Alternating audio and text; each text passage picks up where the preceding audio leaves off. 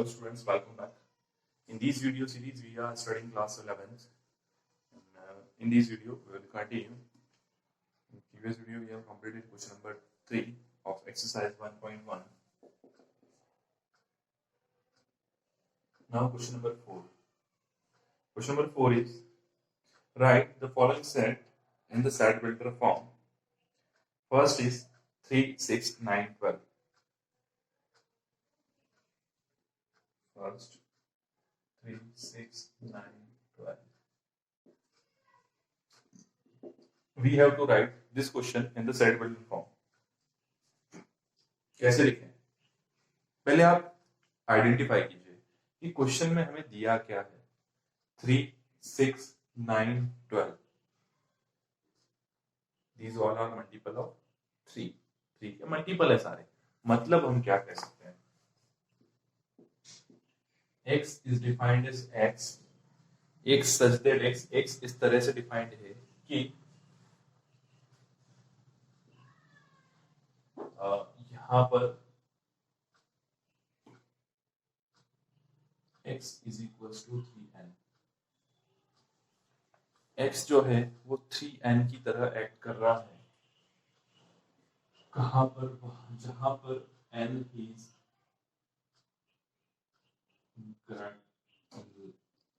One less than n equals to. देखिए यहाँ पर कैसे हुआ. 3 की जगह n की वैल्यू 1 मैंने पुटअप करी 3, n की वैल्यू 2 पुटअप करी 6, n की वैल्यू 3 पुटअप करी 9, n की वैल्यू 4 पुटअप करी 12. इससे ज्यादा जा रहा है क्या? नहीं. 2 ग्रेटर देन इक्वल टू 4. इस रेंज में हमारा यहाँ पर तो हमने क्या बोला? x such that x is equals to 3n where n is range bounded between 1 and 4. मतलब n की वैल्यू जो 1 और 4 के बीच में होगी और 1 और 4 इंक्लूड है क्योंकि इक्वल का साइन हमने यूज किया है. हो सकता है दूसरा कोई आए वो दूसरी डेफिनेशन बना दे. x such that x is a multiple of 3. X such that x is multiple of 3 where between x is less than equals to between 3. x की वैल्यू कहाँ तक जा सकती है? देखो x is a multiple of 3. 3 का multiple है और कहाँ से कहाँ तक है? 3 और 12 के बीच में. तो यहाँ पर लिख सकते हैं 3 और 12. x is a multiple of 3. ऐसा भी तो हो सकता है कि x जो है मल्टीपल है 3 का. और किस तरह से है? x की वैल्यू 3 और 12 के बीच में होगी. ये हमने डिफाइन कर दिया. तो these are the two ways. और कोई तरीका हो सकता है बट ऑथेंटिक और वैलिड तरीका होना चाहिए क्वेश्चन के लिए. देखिए अभी अपन क्वेश्चन नंबर 2 को देखते हैं. ये कुछ सेट बिल्डर फॉर्म था हमारा. मतलब वो सेट बन कैसे रहा है वो हमने डिफाइन किया. ठीक है, देखते हैं नेक्स्ट. 2, 4, 8, 16, 32. 2, 4, 8, 16, 32. अब इस सेट को आप कैसे डिफाइन करेंगे? स्टार्ट करते हैं. ये है सेकंड क्वेश्चन. तो हमने इसको दे दिया b. x such that x इस तरह से है. क्या हो रहा है? देखो आप देखो 2 से 4 आया, 4 से 8 आया, 8 से 16 आया, 16 से 32 आया. ये सारे 2 के मल्टीपल नहीं चल रहे हैं. देखो अगेन आप देखिए. तो अपन क्या करें? x such that x 2 की पावर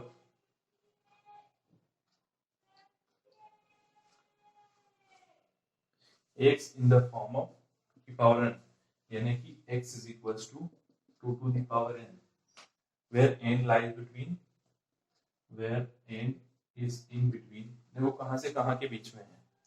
अगर मैं 2 की वैल्यू n की वैल्यू 1 पुट अप करूं तो यहाँ पे कितना हो जाएगा? 2 हो जाएगा. 2 पुट अप करूं तो 4, 3 पुट अप करूंगा 4, 5. तो यहाँ पर n की वैल्यू कहां तक जा सकती है? लेस देन इक्वल्स टू 5 तक. ये हो गया अपना. ये हो गया x. अरे एक बार MULTI यहाँ पर t रह गया था मल्टीपल.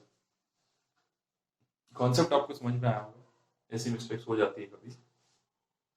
सेकेंड क्वेश्चन का आंसर इस तरह से होगा। थर्ड की बात करें, थोड़ा सा जल्दी कर लेते हैं। थर्ड इन्होंने बोला है 5, 25, 125। अगेन देखो वापस क्या चल रहा है, 5, 25, 125, 625। एक्चुअली हो क्या रहा है,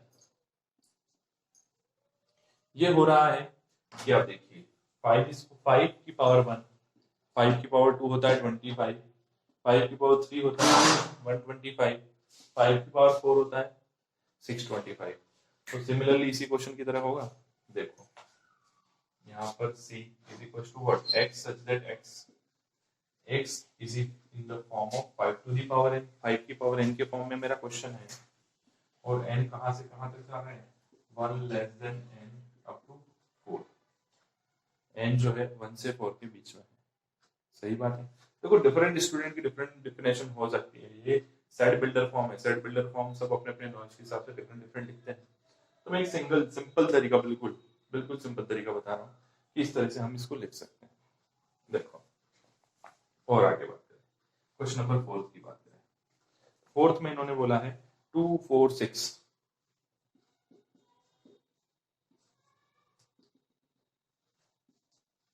बोले सर इसका मीनिंग क्या हुआ, 2, 4, 6 डॉट डॉट डॉट।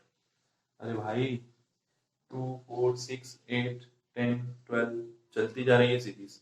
तो बेटा इस तरह से सीरीज जब आगे बढ़ती जा रही है, चलती जा रही है, तो सामने दिख रहा है कि वैल्यूज जो हैं चलती जा रही है इनफाइनाइट तक। तो अपने को क्या दिख रहा है, it is a multiple of 2। तो अपन सीधा यहाँ लिख सकते हैं d x such that x is a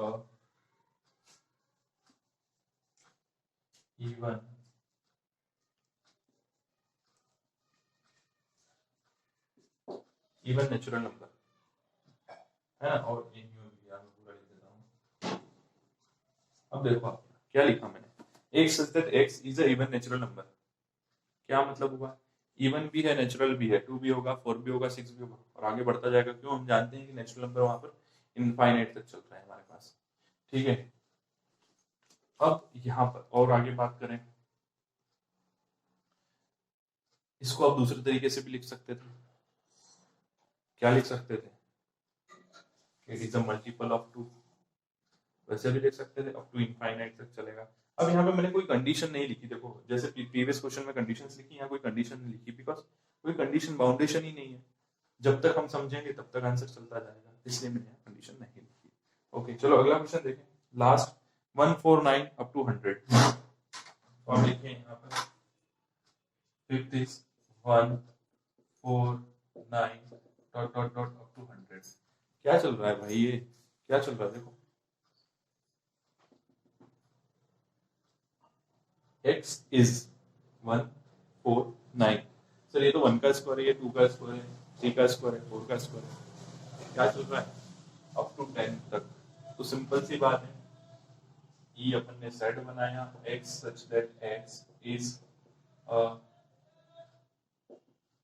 square of x, x का स्क्वायर है ना। और जहां पर जो वैल्यू है x की वो कहां से, x is a square of n, n बोलते हैं क्यों, क्योंकि x ही x का स्क्वायर होगा तो बार बार वो लूप में चलता जाएगा, इसलिए। और n की वैल्यू कहां से कहां के बीच में हो सकती है, n की वैल्यू कहां से कहां तक हो सकती है, देखो 1, अगर n की वैल्यू 1 हुई तो स्क्वायर ऑफ 1 होगा, बिल्कुल सही बात है। सेकंड देखो यहाँ पर 10, मैक्सिमम 10 हो सकता है, तो n की वैल्यू मैक्सिमम कितनी हो सकती है बेटा, 10। ये हमारा था question number 4, set builder form में हमने कन्वर्ट किया। आई होप आपको बहुत अच्छे से समझ में आया होगा। नेक्स्ट क्वेश्चंस जो है नेक्स्ट वीडियो में हम कंटिन्यू करेंगे। Thank you.